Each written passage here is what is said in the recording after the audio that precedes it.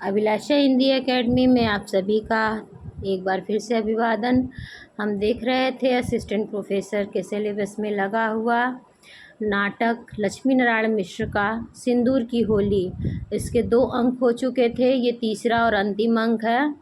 इसके प्रमुख पात्र हैं मुरारी लाल। तो चलिए शुरू करते हैं। तीसरा अंक सिंदूर की होली का। उससे पहले आप सभी से रिक्वेस्ट है, यदि पहली बार चैनल पर आए हैं तो ज़रूर सब्सक्राइब कर लीजिए और मेरे टेलीग्राम चैनल से भी जुड़ जाइए। अपने एजुकेशनल ग्रुप में इस वीडियो को ज़रूर शेयर करें। और बिना देर के चलिए शुरू करते हैं। तीसरा अंक, रात। यूँ तो रात अंधेरी है ही, आकाश में बादल होने के कारण भयंकर हो उठी है। बंगले के बरामदे में उसी तरह कुर्सियां पड़ी हैं। बाईं ओर की कोठरी के दरवाजे के पास बरामदे में फर्श पर एक लालटेन जल रही है। बड़े कमरे के किवाड़ उसी तरह खुले हैं। कमरे के एक भाग में बाहर की लालटेन का प्रकाश पहुंच रहा है, शेष कमरा अंधेरा है। माहिर अली चुपचाप बरामदे में आगे की ओर बैठा है। सांस भी ले रहा है या नहीं पता नहीं चलता। भीतर की ओर से मनोरमा का प्रवेश। मनोरमा लालटेन के प्रकाश में आकर खड़ी होती है। क्षण भर के बाद बरामदे में निकलकर बाहर की ओर देखने लगती है।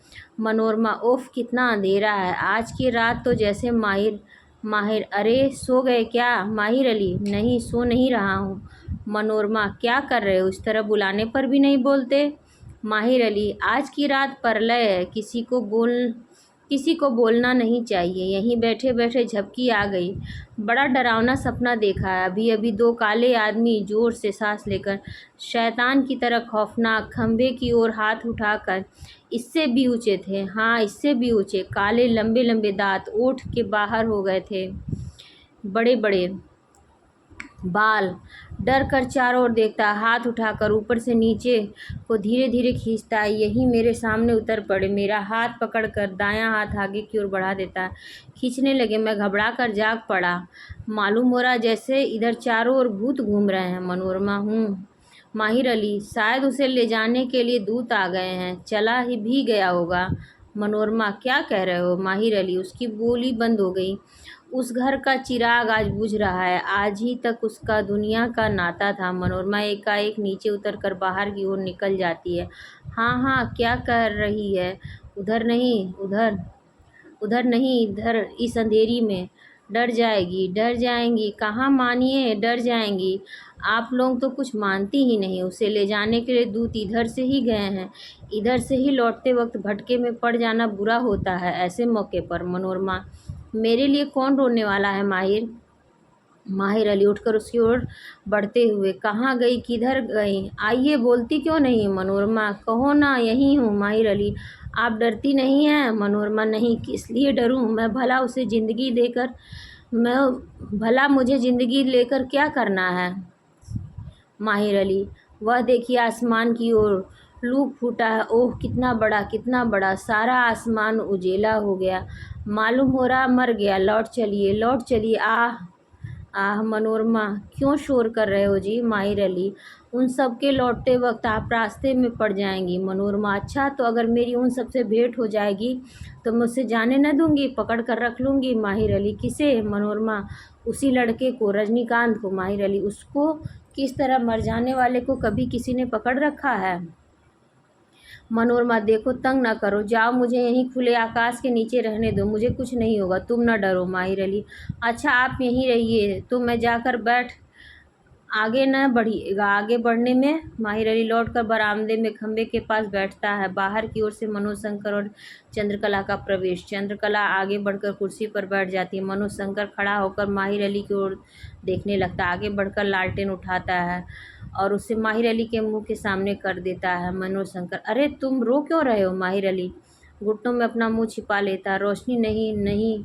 मनोज शंकर, लालटेन अलग रखते हो, लेकिन तुम रो क्यों रहे हो?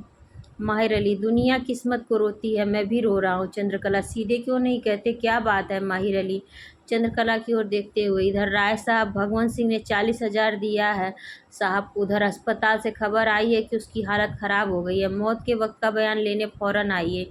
किसी तरह नोटों का पुलिंदा गोल कमरे की ओर हाथ उठाकर भीतर फेंक कर चले गए। सीधा टेढ़ा यहीं और इसी पर मैं रो रहा हूँ। चंद्रकला घबरा कर उठती है, तेजी से सांस लेकर कई बार सिर हिलाती है, फिर वही एकाएक बैठकर ऊपर छत की ओर देखने लगती है। मनोज शंकर सन्न होकर धरती की ओर देखते हुए, 40 और 10 50,000 उसकी मृत्यु का मुआवजा तो लिया गया, अब कानून और व्यवस्था का अभिनय होगा। माहिर माहिर अली जी। मनोज शंकर, तुम कब से इनकी नौकरी में हो? माहिर अली, 15 साल हो गए। मथुरा से मुरादाबाद गए, फैजाबाद गए, गाजीपुर गए और इधर यहाँ हैं। आप तो जानते ही हैं। मनोज शंकर, तुम्हारी तबीयत इस नौकरी से कभी? माहिर अली, अब तक मैं कभी चला गया होता, लेकिन मैं जा नहीं सकता। मैंने अपना हाथ जो कटा चुका हूँ उसी डर से अब तक। मनोज शंकर, कैसा हाथ कटा चुके माहिर अली? लेकिन कह देने पर तो फांसी पड़ जाऊंगा। मनोज शंकर, फांसी पड़ जाओगे? माहिर अली, जी हाँ साहब, तो यही कहते हैं। और इसीलिए मनोज शंकर की ओर देखकर, इस 10 वर्ष बीत गया, अभी किसी को पता नहीं चला कि मैंने। मनोज शंकर, कहो यहाँ कोई नहीं है। माहिर अली, आप है ना, आप ही से तो सहम कर सहसा चुप हो जाता है। मनोज शंकर, माहिर, तुमने तो मुझे संदेह में, आज सवेरे जो तुमने कहा था उसमें कुछ और। माहिर अली, नहीं कुछ सुबह नहीं, मैंने कभी। मनोज शंकर, लेकिन तुम इस तरह काँप क्यों रहे हो? माहिर अली कातर स्वर में, लेकिन कह देने पर मेरी जान नहीं बच सकती, मैं फांसी पड़ूंगा। चंद्रकला, उफ, इस समय आप लोग चुप रहें, सब किसी की जान आज ही क्यों जाए? जिसे मरना था वह तो मरा ही। मनोज शंकर, चंद्रकला शांत रहो, सारा संसार मरता है, एक ओर मृत्यु हो रही, दूसरी ओर जन्म हो रहा है, यह कोई नई बात नहीं है। माहिर अली क्या कह रहा है? जीवन का रहस्य उसमें है, उसे सुनो। चंद्रकला उद्विग्न होती है और भीतर चली जाती है। कहाँ जा रही हो? सुनो। चंद्रकला, नहीं, मैं जा रही हूँ, अब सो रहूँ। मनोज शंकर, हैं, तुम्हें नींद आएगी? चंद्रकला, यह न पूछो, नींद ऐसी आए जो कभी टूटे ना। वेग से प्रस्थान। मनोज शंकर, माहिर, कह दो, मैं किसी से नहीं कहूँगा। माहिर अली आपसे घबरा कर उसकी ओर देखता है। मनोज शंकर, तुम मेरा विश्वास नहीं करते। माहिर अली, इस बारे में मनोज शंकर, तुम इतने घबरा क्यों रहे हो और इस तरह काँप क्यों रहे हो? माहिर अली, यह क़यामत की रात है, आज दुनिया का निशान मिट जाएगा। मनोज शंकर, देखो, क़यामत की रात तो रोज आती है, रजनीकांत के लिए आज ही क़यामत की रात थी, कल संभव मेरे लिए हो या तुम्हारे लिए हो, लेकिन उसमें घबराने की कोई बात नहीं। माहिर अली, मैं अस्पताल जा रहा हूँ। मनोज शंकर, क्यों? देखने के लिए, एक बार और, आखिरी बार। मनोज शंकर, पता नहीं उस तरह के कितने रजनीकांत आज मरेंगे, तुम यूँ इस तरह। माहिर अली, मैंने एक सपना देखा था कि मुझे पकड़ने के लिए दो शैतान आए हैं, मेरी बाह पकड़ने लगे, मैं घबरा कर जाग गया, धरती की ओर देखने लगता है। मनोज शंकर, तो तुम नहीं कहोगे? माहिर अली, कह दूंगा, कहकर एक बार फांसी पड़ जाना रोज की फांसी से अच्छा है, लेकिन उसे देखना भी है। चलिए आप भी अस्पताल, रास्ते में सब कह दूंगा। चंद्रकला का प्रवेश। चंद्रकला पीले रंग की कामदार साड़ी और सोने का चंद्रहार पहने है। मनोज उसकी ओर विस्मय से देखता। चंद्रकला, इतने ध्यान से क्यों देख रहे हो? मनोज शंकर, चलोगी अस्पताल? चंद्रकला, घंटे भर से ऊपर वहाँ रहे हैं, अब किस लिए? मनोज शंकर, तब तो उसके मरने की संभावना न थी। चंद्रकला, अब मैं जाकर जिला तो नहीं दूंगी ना? अगर वह संभव होता, जाओ देख आओ। मनोज शंकर, मालूम होता है इतना समझाना व्यर्थ गया। चंद्रकला गंभीर होकर, जाओ, जाते क्यों नहीं? समझाने का भी बहुत समय है, मैं आज नहीं मर जाऊंगी। मनोज शंकर और माहिर अली का प्रस्थान। चंद्रकला चंद्रहार उठाकर देखने लगती है, बाहर से मनोरमा का प्रवेश। मनोरमा उसके समीप आ जाकर, वाह, क्या कहना है, मैं तुम्हें इसी रूप में देखना चाहती थी, चित्र बनवाते समय तुमने ये श्रृंगार क्यों न किया? चंद्रकला तब गंभीर होकर मनोरमा का हाथ पकड़ लेती है। हाँ कहो, तब तो मैं पार्वती की चंद्रकला, तब तो मैं पार्वती की तरह मृत्युंजय के लिए तपस्या कर रही थी। मनोरमा उसकी ओर ध्यान से देखकर, तुम्हारा चित्त शांत है ना? चंद्रकला, प्रशांत महासागर की तरह, अब लहरें न उठेंगी। वह चित्र कहाँ रखा है, देना तो। मनोरमा, वह चित्र, वह रजनीकांत का? चंद्रकला, हाँ। मनोरमा, शायद तुमने सुना होगा उसकी हालत। चंद्रकला, हाँ, सुन चुकी हूँ, उनकी तैयारी हो चुकी है, अब मैं भी तैयार हो जाऊँ। मनोरमा, किस लिए? उसकी ओर ध्यान से देखने लगती। चंद्रकला, क्यों? मनोरमा, लेकिन तुम्हारी आंखें। चंद्रकला आंखें मलकर, मेरी आंखें दिखाई तो पड़ रहा है मुझे। मनोरमा, इतनी चमक क्यों रही है? चंद्रकला क्षण भर के लिए ऊपर छत की ओर देखने लगती है, उसके मुंह पर एक प्रकार का अस्वाभाविक साहस और तेज खेलने लगता है। मनोरमा उसकी ओर मंत्रमुग्ध की तरह देखने लगती है। चंद्रकला मुस्कुराकर उद्विग्न क्यों हो रही हो? मनोरमा, मुझे भय है कि तुम। चंद्रकला, किस तरह का? मनोरमा, शायद तुम अपना सर्वनाश करना चाहती हो। चंद्रकला, वह तो हो चुका। मनोरमा, ओह, तो तुम्हारा मनोज बाबू से समझौता नहीं हो सका, तुम अब भी उसी मोह में। चंद्रकला, बस कहना मत, फिर मेरे आत्मज्ञान को तुम मोह कह रही हो। मैं जिसकी थी हो चुकी, और समझौता कैसा? आग और पानी का समझौता कैसा? मनोज सब तरह से योग्य है, लेकिन उसके भीतर एक प्रकार का संदेह, एक प्रकार का अंधकार है जो मैं समझ नहीं सकती। वे स्वयं अपना विश्वास नहीं कर सकते। प्रयत्न उन्होंने भी किया और मैंने भी, लेकिन हम दोनों असफल रहे। मनोरमा, हूँ, लेकिन यह अंग्रेजी विदेशी भावावेश प्रथम दर्शन का प्रेम हमारे देश में चल नहीं सकता। चंद्रकला, राम और सीता का, दुष्यंत और शकुंतला का, नल और दमयंती का, अज और इंदुमती का प्रेम प्रथम दर्शन में ही हुआ था। स्त्री का हृदय सर्वत्र एक है, क्या पूर्व, क्या पश्चिम, क्या देश, क्या विदेश। लेकिन मैं इस तरह अपनी सफाई न दूंगी। संभव है मेरा यह काम स्त्री जीवन और समाज के विधान के नितांत प्रतिकूल हो, लेकिन अब तो मैं कर चुकी। इसका मुझे दुख नहीं है, और न तो मैं इसके लिए पश्चाताप करूंगी। मनोरमा, बहन, मैं। चंद्रकला, कहो, मैं सुनना चाहती हूँ, जो कुछ भी कहो। मनोरमा, मुझे संदेह है तुम विचार नहीं कर रही हो। चंद्रकला, मनोरमा, तुम्हारा आदर्श मेरे सामने है। तुम 8 वर्ष की अवस्था में विधवा हुई थी, और मैं आज 20 वर्ष की अवस्था में विधवा हो रही हूँ। तुम्हारा निभ गया और मेरा नहीं निभेगा। मनोरमा, ओठ पर उंगली रखकर, लेकिन मेरा विवाह भी हो चुका था। चंद्रकला, तो विवाह तो मेरा भी हो गया। 1000-2000 आदमी भोजन न कर सके, 10-20 बार शंख न बजा, थोड़े से मंत्र और श्लोक न पढ़े गए, यही ना? मनोरमा, तब विवाह कैसे हुआ? चंद्रकला मुस्कुराकर, विवाह की कई प्रणालियां हैं, हमारे ही यहाँ प्रचलित थी, अब जरूर रुक गई हैं, लेकिन खैर मेरा तो हो गया जी। जीवन में चिंता करने को बहुत कुछ है, एक यही भी रहेगा। मनोरमा, बहन, सावधान होने की जरूरत है। चंद्रकला उसे दोनों हाथों से पकड़कर, मनोरमा, मैं तो विचार करना जानती ही न थी, तुम्ही ने तो सिखलाया, और अब अधीर क्यों हो रही हो? तुम्हारा आदर्श क्यों केवल तुम्हारा रहे, मेरा भी हो? मुझे भी उसे आदर्श में जीने दो। मनोरमा, मेरा आदर्श तो वैधव्य है, जो अपने बस की बात नहीं, लेकिन तुम क्यों अपना जीवन बिगाड़ रही हो? मैं यही तो नहीं समझ पाती। चंद्रकला, इधर देखो, मजबूरी मेरे लिए भी है। तुम्हारी मजबूरी पहले सामाजिक फिर मानसिक हुई, मेरी मजबूरी प्रारंभ में ही मानसिक हो गई। तुम इस विचार में पड़ गई हो कि मेरा निर्वाह कैसे होगा। रोटी और कपड़े के प्रश्न को लेकर स्त्रीत्व की मर्यादा बिगड़ गई। हमारा स्त्रियों का निर्माण भी उन्हीं उपकरणों से हुआ है जिनसे पुरुषों का हुआ, लेकिन तब भी हम पुरुषों की गुलामी में सदैव से चली आ रही हैं। हमारे भीतर कभी संदेह नहीं पैदा हुआ, ऐसा क्यों है? पुरुष की 4 हाथ की सेज में हमारा संसार सीमित है। पुरुष के ने स्त्री के कमजोरी को उसका गुण बना दिया, और वह उसी की प्रशंसा में सदैव के लिए आत्मसमर्पण कर बैठी। दूसरों की रक्षा में हम अपनी रक्षा नहीं कर सकी। चुप होकर वेग से सांस होने लगती है, दोनों हाथों से सिर पकड़कर कुर्सी पर नीचे की ओर लटक जाती है। मनोरमा उसके पीछे जाकर उसका सिर संभालती है। छोड़ दो ठरीर और मन को, इसी कमजोरी के कारण हम संसार के उन्मुक्त वातावरण से सींच कर दीवालों के घेरे में जेल में डाल दी गई। मनोरमा, ठहर जाओ, तुम्हारी छाती बड़े जोर से धड़क रही है और सांस भी तेज हो गई है।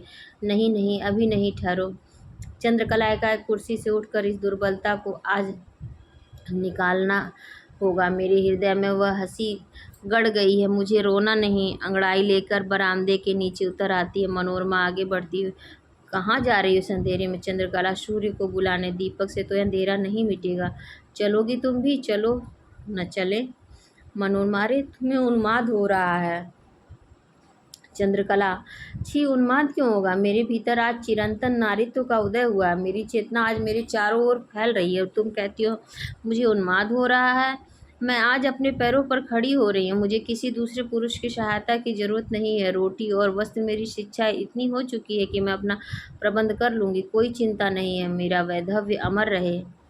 मनोरमा कातर होकर हाथ जोड़ती हूँ, यहाँ आओ, आओ, नहीं तो मैं रोने लगूंगी। चंद्रकला, तुम रोने लगोगी? किस लिए? तुम्हें भी कुछ चाहिए क्या? अब बाबूजी के 50,000 में से कुछ चाहिए तो आने दो। आगे बढ़कर बरामदे में जाती हूँ। इच्छा थी इस अंधकार में अपने अभिसार को चल दूँ, लेकिन नहीं, मैं तुम्हारे पास रहूँगी। तुम न रो, हम लोग अगर अपना रोना बंद कर सके तो फिर हमारी मुक्ति हो जाए। मनोज मेरी ओर इस तरह देख रहे थे मानो चोर की ओर देख रहे हो, लेकिन मैं नहीं देखती। मैंने चोरी कब की? कुर्सी पर बैठकर सिर के ऊपर से साड़ी हटा देती है। ओह बड़ी गर्मी है, पानी भी नहीं बरसता। मनोरमा उसकी ओर ध्यान से देखती। अरे चंद्रकला धीमे स्वर में, क्या है? तुम्हारे सिर पर सिंदूर कैसा? चंद्रकला, मेरा विवाह जो हुआ है। मनोरमा, कहाँ? चंद्रकला, अस्पताल में। मनोरमा, अस्पताल में? अरे चंद्रकला, क्या अरे कर रही हो? इसमें विस्मय क्या? मेरा प्रेमी वहाँ था, तुम जानती हो। यह मेरी सुहाग रात है, कितनी सोनी लेकिन कितनी व्यापक, इसका अंत नहीं है। मेरा पुरुष मुझे अपनी गुलामी में न रख सका, मुझे सदैव के लिए स्वतंत्र कर गया। मुझे जो अवसर कभी न मिलता वह मिल गया। मुस्कुराकर इस तरह विस्मय में क्यों देख रही हो? मनोरमा, मुझे तो काट मार गया। चंद्रकला, लेकिन क्यों? मेरा सिंदूर देखकर? उन्हीं के हाथ से लगा। सिर पर दोनों हाथ रखकर धरती की ओर देखने लगती है मनोरमा। वे तो बराबर बेहोश रहे। चंद्रकला, हाँ। मनोरमा, तब? चंद्रकला, अगर वे बेहोश न होते तब तो शायद वो यह संबंध न होता। मनोरमा, लेकिन यह हुआ भी कैसे? यह भी तो। चंद्रकला गंभीर होकर धीमे स्वर में, मैं अपने साथ सिंदूर लेती गई थी। सरकारी अस्पताल की हालत तो तुम जानती हो, जैसा प्रबंध रहता है। रोशनी और चीज़ों का। पास में एक लालटेन रखी थी, कोई कंपाउंडर उठा ले गया, मुझे मौका मिल गया। उनके हाथ पर सिंदूर रखकर मैंने लगा लिया। देखती नहीं हो कैसी सिंदूर की होली खेली गई है? मनोरमा, उफ। चंद्रकला, क्यों व्यर्थ की चिंता कर रही हो? मनोरमा, तुम्हारी भावुकता, जैसे मैंने कोई विचारहीन काम किया है। कई बार सिर हिलाती है मनोरमा, मैं तो। चंद्रकला, व्यर्थ की बहस न करो बहन। मनोरमा, लेकिन। चंद्रकला क्षुब्ध होकर, फिर लेकिन? तुम्हारा लेकिन मेरा विश्वास नहीं डिगा सकता, और यदि तुम न मानोगी तो मुझे कहना पड़ेगा कि तुम्हारा विधवापन निरर्थक है, लेकिन मेरा सार्थक है। मनोरमा, हाय बहन, क्यों मुझे अपमानित कर रही हो? चंद्रकला, ईश्वर जानता है मैं सच्चे मन से, सच्ची आत्मा से कर रही हूँ। मनोरमा, सच्चे मन और सच्ची आत्मा से? चंद्रकला, हाँ। मनोरमा, तुम क्षोभ में? यह? चंद्रकला, मैं बिल्कुल शांत और प्रसन्न चित्त से। मनोरमा, जाने दो, तुम्हारे मन में मेरे प्रति संदेह रह जाएगा। सुनो, मैं क्या समझती हूँ, नहीं तो तुम। मनोरमा, तुम्हारा चित्त स्थिर नहीं है, इस समय चुप रहो। चंद्रकला, चुप तो तुम मुझे रहना ही है। भविष्य में मैं इस विषय पर व्याख्यान न दूंगी। यह रस मेरी आत्मा में भर गया है, यही मेरा संतोष है। पुरुष बलि है, सब तरह से बलि रहेगा। मैं द्वंद्व में विश्वास नहीं करती। स्त्री ने स्वयं अपना नरक बनाया, पुरुष उसके लिए दोषी नहीं है। हमने कभी अपनी आत्मा की पुकार नहीं सुनी। कुछ सोच कर बहन, तुम्हारा विधवापन तो रूढ़ियों का विधवापन है, वेद मंत्रों का और ब्रह्म भोज का। जिस पुरुष को तुमने देखा नहीं, जिसकी कोई धारणा तुम्हें नहीं, जिसकी कोई स्मृति तुम्हारी आत्मा को हिला नहीं सकी हो, उसका वैधव्य कैसा, तुम स्वयं सोच लो। मेरा वैधव्य है निर्विकार मुस्कुराहट, यौवन और पुरुषत्व के विकास की वह स्वर्गीय आशा। मैं कल्पना करती हूँ कि 25 वर्ष की अवस्था में वह शरीर, वह हृदय कैसा होता। कुछ सोच कर इसीलिए कहती हूँ मेरा वैधव्य सार्थक है। मनोरमा उद्विग्न होती है, उसके मुंह पर विषाद और विस्मय के दृश्य आने लगते हैं। कभी तो धरती की ओर और कभी छत की ओर देखने लगती है। आंखें दीवार की ओर गड़ाकर कई बार सिर हिलाती है। चंद्रकला की ओर तीखी आंखों से देखती हुई एकाएक बाहर निकल जाती है। चंद्रकला उठती है, साड़ी का आंचल कई बार हिलाती है, गर्दन टेढ़ी कर कई बार इधर उधर देखती है, बरामदे में आगे चढ़कर बाहर की ओर देखती है और एक सांस लेकर भीतर चली जाती है। थोड़ी देर तक सन्नाटा रहता है। दाएं हाथ में शीशा लेकर चंद्रकला का प्रवेश। चंद्रकला आगे बढ़कर बाएं हाथ से लालटेन उठाकर अपने मुंह के सीध में कर लेती है और शीशे में अपना मुख देखने लगती है। मनोरमा का प्रवेश। मनोरमा गंभीर मुद्रा में, आज तुम भावना और विक्षोभ की आंधी में उड़ रही हो। इस समय मेरे शब्द हल्के पड़ेंगे, नहीं तो मैं कह देती कि इस समय तुम्हारा ये शीशा देखना, जिस चीज़ को तुम आत्मज्ञान और चिरंतन नारित्व का उदय कह रही हो, वह नहीं है। तुम्हारा वैधव्य तो अमर रहे और तुम अपने ही रूप पर रिझती भी रहो। यह क्या है? चंद्रकला उस पर लालटेन का प्रकाश डालती हूँ। क्यों? मनोरमा, तुम्हारा वैधव्य तुम्हारा है, यह तुम्हारा स्वर्ग हो सकता है, लेकिन उसमें समाज की, संसार की क्या आशा है? वेद मंत्र, हवन, शंख ध्वनि, जिनके साथ तुम्हारा समझौता नहीं हो सकता। सामाजिक संस्कारों के लिए मुहर का काम करते हैं, विवाह हो गया इसकी सूचना और साक्षी का काम करते हैं। तुम अभी जो मुझ पर और सामाजिक रूढ़ियों का विष उगलती रही हो, उसके मूल में तुम्हारा विक्षोभ, तुम्हारी नई शिक्षा है। तुम उन पर रीझ गई और आज मरने पर तुम विधवा हो गई। मैं विधवा हुई थी एक बार, मेरे किसी दूसरे वैधव्य की संभावना नहीं हो सकती, क्योंकि अब फिर कभी मेरे विवाह के नाम पर वेद मंत्र, शंख ध्वनि, ब्रह्म भोज का अवसर नहीं आएगा। लेकिन तुम जो उनके मोह में पड़ गई, केवल एक बार देखकर क्या समझती हो वैसी हंसी, मुस्कुराहट, शरीर की सुंदरता और उसका विकास, आंखों की बिजली और बालों का उन्माद, उसके कोटिका चारों ओर हाथ उठाकर, इतने बड़े संसार में दूसरा न होगा। और तुम्हारी दानशील प्रवृत्ति, वह भी न उलझ जाएगी। मेरे साथ वेद मंत्रों और शंख ध्वनि का सवाल था, इसलिए मैं एक बार विधवा हुई, लेकिन तुम्हारे साथ तो अनेक बार विधवा होने की संभावना है। भावुकता और विक्षोभ के अवसर पर निकले हुए शब्द संस्कारों की मर्यादा इस तरह नहीं मिटा सकते, और इसलिए कि आदर्श उनका आधार नहीं होता, परीक्षा की आँच में ठहर भी नहीं सकते।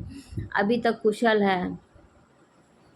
अराजकता संभव है, कुछ समय के लिए अव्यवस्था मिटा दे, लेकिन स्वतः व्यवस्था नहीं हो सकती। स्वतंत्र अस्तित्व, स्त्रीत्व आदि इनके नए विचार जो संसार को एकदम स्वर्ग बना देना चाहते हैं, उनमें से एक है। लेकिन इस नए स्वर्ग की कल्पना के मूल में कोई आदर्श नहीं है। हाँ, प्रवृत्ति की घुड़दौड़ के लिए काफ़ी मैदान दे सकेगा। चंद्रकला, बस रहने भी दो।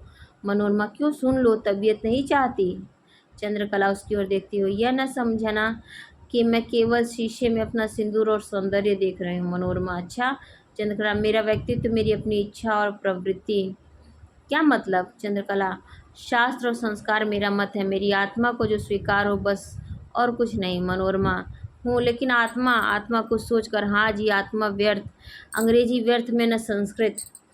चंद्रकला, क्यों? उसकी ओर देखने लगती है। मनोरमा हाथ हिलाकर, मैं पूछती हूँ, आत्मा तुम किस अर्थ में कह रही हो? अंग्रेजी मतलब में, या जो मतलब अपने यहाँ माना जाता है? चंद्रकला, मैं तो चुप हो जाती है। अंग्रेजी में आत्मा की भावना अनादि की नहीं है। उनके लिए तो 50-60 वर्ष के जीवन में ही आत्मा कभी कभी 5 बार मरकर जी उठती है, या वे बुद्धि बल से आत्मा को जब तबीयत चाहती है बदल दिया करते हैं। लेकिन हमारे यहाँ आत्मा के साथ इस प्रकार का खिलवाड़ नहीं होता। हमारे यहाँ तो आत्मा अनादि और अनंत है। आजकल के जिन लोगों को अंग्रेजी की ऊंची शिक्षा मिल गई है, हमारे यहाँ वे भी आत्मा को खिलौना बना रहे हैं। वे भी कहने लगे हैं, अपनी पुरानी आत्मा को मार डालो, बदल डालो, नहीं तो कल्याण नहीं। तुम भी शायद उसी तरह। चंद्रकला घबराकर, चुप भी रहो। मनोरमा, आ गया समझ में? चंद्रकला, मैं समझना नहीं चाहती। नहीं नहीं, मुझे न उस भावों में मैं समझूंगी नहीं। मनोरमा, लेकिन यह तो कड़े शब्दों मैंने कह दिया। चुप रहो। मनोरमा, हूँ। चंद्रकला उसकी ओर देखकर सिर हिलाती है। अब जब कभी भाग्य से फिर भेंट होगी तो समझा जाएगा। भगवंत के 50,000 के लिए प्रायश्चित कौन करेगा? साथ ही साथ वह भी हो जाएगा। कुर्सी में गिरकर चुप हो जाती है। मनोरमा उसके पास जाकर खड़ी होती है। बाहर मोटर आने की आवाज़ होती है। चंद्रकला चौंक कर उठती है और अपने सिर को साड़ी से अच्छी तरह ढक लेती है। मनोरमा हटकर भीतरी कमरे में चली जाती है। मुरारीलाल का प्रवेश। मुरारीलाल का चेहरा उतरा हुआ और आंखें कठोर हो रही हैं। मुरारीलाल चारों ओर घूमकर देखते हुए चंद्रकला धरती की ओर देख रही। मुरारीलाल कुर्सी आगे की ओर खींचकर बैठते हैं और उसकी ओर आगे गड़ाकर देखने लगते हैं। नहीं सुनाई पड़ता? चंद्रकला उसी तरह धरती की ओर देखती हुई, जी। मुरारीलाल, शाम को हो गई थी अस्पताल में, जोर से बोलती क्यों नहीं? चंद्रकला धीमे स्वर में, जी। मुरारीलाल क्रोध में, बस एक शब्द जो मेरे सामने ला जा रही है, और भरे अस्पताल में उसके सिर पर हाथ रखने में, उसके तलवों को सहलाने में लाज नहीं आई थी? दुनिया जान गई कि मेरी लड़की अस्पताल में मारे हुए लड़के की सहानुभूति में वहाँ तक खिंच गई थी। मैं कल किस मुंह से कचहरी जाऊंगा? मुमकिन है कलेक्टर सुने तो समझे कि मैं। रुककर उसकी ओर देखने लगता। चंद्रकला वहाँ से जाना चाहती। कहाँ चली? ठहर जा। मैं हरगिज ऐसी बातें बर्दाश्त नहीं कर सकता। अपनी मर्यादा इस तरह मिट्टी में नहीं मिलने दूंगा। अस्पताल क्यों गई थी? किसकी आज्ञा से? चंद्रकला घूमने गई थी। मुरारीलाल घूरकर, सारा दिन स्वांग किए रहती है और शाम को घूमने गई थी अस्पताल में? चंद्रकला तेजी से भीतर निकल जाती है। सुन नहीं सुनाई पड़ता? अच्छा। उठकर भीतर जाना चाहता है। बड़े कमरे में प्रवेश करते हैं। मनोरमा कमरे के भीतर से, कहाँ इस तरह दौड़े जा रहे हैं? मुरारीलाल उससे पूछने की। मनोरमा शांत पूजिए, क्रोध को शांत कीजिए, तब नहीं तो कोई और अनर्थ निश्चित है। मुरारी लाल, कोई और अनर्थ है? तुम अंधेरे में क्यों खड़ी हो मनोरमा? चलें बाहर, मैं कहती हूँ, सुन लें। तब क्रोध की उत्तेजना में वहाँ जाना ठीक नहीं। मुरारी लाल, अच्छा चलो, सिर में बड़ा दर्द है और शायद ज्वर भी हो गया। मनोरमा, आपको? मुरारी लाल, हाँ। मनोरमा, आज का सारा दिन और रात को भी 10 बजे रहे हैं और इसी झंझट और उत्तेजना। मुरारी लाल बरामदे में कुर्सी पर बैठते हैं। हाँ कहो। बरामदे में आगे की ओर खड़ी होकर, उनका चित्त स्थिर नहीं है। मुझे तो संदेह, अगर वे उत्तेजित की जाएंगी तो बड़ा अनर्थ होगा। मुरारी लाल, अनर्थ होगा? मैं इतना कच्चा नहीं हूँ, और अगर अनर्थ होगा भी तो क्या, जैसे और सब सह रहा हूँ उतना और। मनोरमा, उसके मस्तिष्क में विक्षोभ हो गया। वे पागल न हो जाए। मुरारी लाल, पागल हो जाना इतना आसान नहीं है, नहीं तो मैं कभी ही पागल हो गया होता। उसके लिए जितना दुख मुझे है अभी बयान लेते वक्त। मनोरमा, उत्सुक होकर, क्या हुआ है अभी? या? मुरारी लाल, नहीं, प्रायः 1 घंटा हो रहा है मरे। मुझे उसका कितना दुख है ईश्वर जानता है। और यह लड़की, क्रोध में ऊंची सांस लेने लगते हैं मनोरमा, यह दुख की रात है ही। सब किसी को दुख है। आज क्रोध न कीजिए, आज तो रात बीतना ही नहीं चाहती। बयान क्या रहा? दिन भर? मुरारी लाल, दिन भर बेहोश रहा। उसे होश भी हुआ तो थोड़ी देर के लिए, रात को, नहीं तो बयान उसी वक्त ले लिया गया होता। मनोरमा, बयान है क्या? मुरारी लाल, उसने किसी मरने मारने वाले का नाम नहीं बतलाया है। मनोरमा, क्यों? मुरारी लाल, न मालूम। मैं तो हैरान हो गया। जीता रहता तो बड़ा आदमी होता, इसमें संदेह नहीं। जेब से एक कागज़ निकाल कर, मैं शपथ पूर्वक कहता हूँ कि मैं रजनीकांत वल्द रमापति सिंह का रहने वाला हूँ। तारीख 5 सितंबर, दिन रविवार को 2 घंटा दिन रहते मैं अपना धान, जो कि बाग नंबर 131 के पश्चिम अराजी नंबर 133 में रोपा गया, देखने गया। एक भद्र व्यक्ति जो वकालत करते हैं मुझसे बातें करने लगे। इतने ही में पीछे से एक साथ मुझ पर 4 लाठियां पड़ी। मैं घबरा कर घूम पड़ा। जो महोदय मुझे बातों में फंसाए थे वे उछल कर कई कदम पीछे हटकर बोल उठे, मार डालो, अब क्या देखते हो? मैंने देखा 8 आदमी लाठियों के साथ खड़े हैं। एक ही साथ 8 लाठियां ऊपर उठी और मुझ पर गिरी। मैं वहीं गिर पड़ा। गिरने पर मुझे कितनी लाठियां लगी कह नहीं सकता। प्रश्न, तुमने किसी को पहचाना? उत्तर, सबको। प्रश्न, नाम बतलाओ? उत्तर, नाम बतलाना मैं नहीं चाहता। मेरे परिवार में केवल 2 स्त्रियां हैं, कोई बच्चा भी नहीं है। मेरे परिवार की सारी आशाएं मेरे साथ जा रही हैं। मैं नहीं चाहता हूँ कि दूसरों की आशाएं भी अपने साथ लेता जाऊँ। मनोरमा की ओर देखते हुए, इसके बाद ही मैंने उसके मुंह की ओर देखा। उसकी आंखें बंद हो गई और मुंह पर मुस्कुराहट आ गई। डॉक्टर ने आगे बढ़कर उसका हाथ पकड़ा और कह दिया, नाड़ी बंद हो गई। कुर्सी की बांह पर झुक जाता। मनोज और माहिर अली का प्रवेश। माहिर बरामदे के नीचे खड़ा रहता। मनोज आगे बढ़कर मुरारी लाल की कुर्सी के सामने खड़ा होता। मनोज शंकर, तो उन्होंने आत्महत्या नहीं की, आपने उन्हें मरवा डाला? मुरारी लाल चौंक कर कुर्सी से उठते हैं, सन्न होकर मनोज की ओर देखने लगता है। मैंने? कौन कहता है? मनोज शंकर, आपने आपने उन्हें मरवा डाला। सबूत चाहिए तो माहिर खड़ा है, खून करने में उसने भी आपकी मदद की थी। मुरारी लाल साइज के साथ, माहिर तुमने? माहिर अली, रजनीकांत के खून से वह सूखा हुआ पेड़, उस खून का सूखा हुआ पेड़ हरा हो गया। मनोज शंकर, याद कीजिए, वह रात 10 वर्ष बीत गया। आपने अपने मित्र को भांग पिलाकर नाव से नदी में ठेल दिया था, केवल 8,000 रुपया पचा लेने के लिए। आप उस वक्त भी डिप्टी कलेक्टर थे और माहिर आपका तब भी मुंशी था। उसी रुपए से आपने अब मोटर ली थी और गांव पर एक बंगला बनवाया था। मुरारी लाल कुर्सी पर गिर पड़ते। मनोरमा वहीं बैठ जाती है। मनोज शंकर आगे बढ़कर मुरारी लाल का दायां हाथ, जो कुर्सी के नीचे की ओर लटक गया, उसे संभाल कर कुर्सी पर रखता है। मुरारी लाल, मनोज धीमे स्वर में और हाँफते हुए, मैं बराबर प्रायश्चित करता रहा हूँ।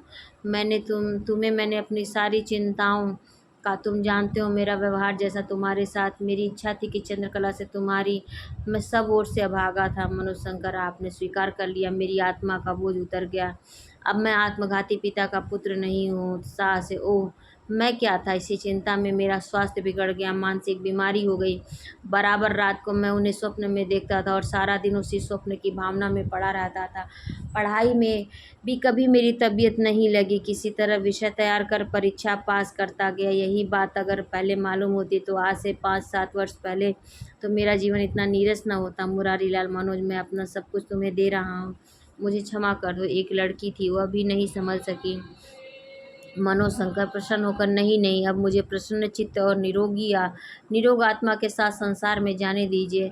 मैं अपने लिए स्थान खोज लूँगा। आपसे कुछ लेना, आपकी प्रत्येक वस्तु में, आपकी किसी भी स्मृति में उस खून के धब्बे लगे हैं। मुरारीलाल उठकर, नहीं जी, मेरी भी बुराई प्रायश्चित से मिट जाती। मेरा प्रायश्चित पूरा हो गया। संसार में स्थान खोजने न निकलो, इसी स्थान को भर दो। चंद्रकला का विवाह तुम्हारे साथ हो जाए। बांसुरी बजाते हुए सुख से रहोगे, तुम्हें किसी तरह का अभाव नहीं रहेगा। मेरे पास इतनी संपत्ति है कि मनोशंकर विचार में पड़ जाता। चंद्रकला का प्रवेश। चंद्रकला वही कामदार साड़ी और चंद्रहार पहने। इस समय उसका सिर खुला है, साड़ी से केवल पीछे की ओर जूड़ा ढका है। मनोशंकर उसकी ओर देखकर जैसे कांप जाता है। उसके सिर को आगे बढ़कर देखता है, फिर पीछे हटकर दीवार के सहारे खड़ा होता है। मुरारीलाल उसको देखकर पहले तो क्रोध में लाल उठते हैं, फिर सिर थाम कर कुर्सी पर बैठ जाता है। मुरारीलाल, चंद्रकला, जी हाँ, कहिए, जो कुछ मन में आया। उस बार तो मैं संकोच में कह नहीं सकी, लेकिन अब संकोच छोड़ना होगा मुझे। अपनी मर्यादा के भीतर जो कुछ चाहे मुझसे पूछ लें आज। मुरारीलाल, मेरी मर्यादा तो तुमने बिगाड़ दी और मुझे कहीं का नहीं छोड़ा। चंद्रकला, लेकिन मैं तो सदैव आपके लिए प्रायश्चित करती रही। मनोशंकर की ओर हाथ उठाकर, इनके बाप की हत्या आपसे हुई है और उसका बदला ये लेते रहे मुझसे। बार बार मुझे ठोकर मार कर अस्पताल में मैं गई थी। जैसा कि आप देख रहे हैं मेरे सिर पर ये सिंदूर उस 50,000 का प्रायश्चित है। आपने मुझे पैदा किया था। मैं विश्वास करती हूँ मेरा कोई भी काम ऐसा नहीं हुआ जो कि आपके लिए। चुप होकर धरती की ओर देखने लगती है। मनोरमा वहीं खड़ी होकर खंबे पर सिर रख देती है। मनोज कुर्ते के नीचे से बांसुरी निकाल कर होठ पर रखता है। मुरारीलाल, इस वक्त बांसुरी बजाओगे? इस वक्त? मनोशंकर, बजा दूं? आप लोगों को नींद आ जाए। मुरारीलाल, मेरा सर्वनाश हो गया और तुम व्यंग कर रहे हो। मनोशंकर, प्रतिफल मिलता है ना, मेरा और रजनीकांत का सर्वनाश भी तो। मुरारीलाल, तुम सब मिलकर उसका फल देना चाहते हो। मनोशंकर, हम लोगों ने इसके लिए कोई प्रयत्न नहीं किया। संचित कर्म जो चाहते हैं करा डालते हैं, इसमें हम किसी का दोष नहीं है। मुरारीलाल, चंद्रकला जी, मुरारीलाल, अब क्या होगा? आपने कृपा कर मुझे शिक्षा इतनी दे दी है कि मैं अपना निर्वाह कर सकूं। मुरारीलाल, तुम यहाँ रहना भी नहीं चाहती? चंद्रकला, नहीं, यहाँ रहने पर मैं आपके लिए, आपकी मर्यादा के लिए कलंक रहूंगी और यहाँ से हट जाने पर और फिर पिता के घर में रहना अब तो उचित भी नहीं। माहिर अली, नीचे से मैंने सपना देखा था, मैं कहता था ना कि आज कयामत की रात है। मनोशंकर, मनोरमा, दोनों दोनों साथ बोल उठते हैं, हाँ। तो ये ख़त्म होता है सिंदूर की होली का तीसरा और अंतिम अंक। मनोशंकर, मनोरमा, चंद्रकला, ये सब इसके पात्र थे। और इससे संबंधित कोई प्रश्न हो या कोई सुझाव हो तो आप कमेंट सेक्शन में दे सकते हैं। पहली बार चैनल पर आए हैं या अभी तक आपने सब्सक्राइब नहीं किया तो प्लीज़ लाइक, शेयर और सब्सक्राइब ज़रूर करिए।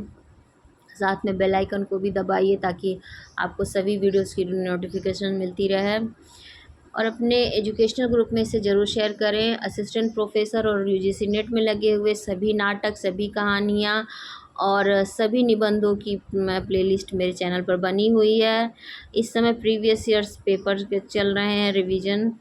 और आप सभी जो भी असिस्टेंट प्रोफेसर या यूजीसी नेट की तैयारी कर रहे हैं या टीजीटी पीजीटी हिंदी से तैयारी कर रहे हैं, वो सभी मेरे चैनल पर आकर अपनी तैयारी को बेहतर बना सकते हैं। कोई सुझाव हो तो कमेंट सेक्शन में ज़रूर दें। धन्यवाद।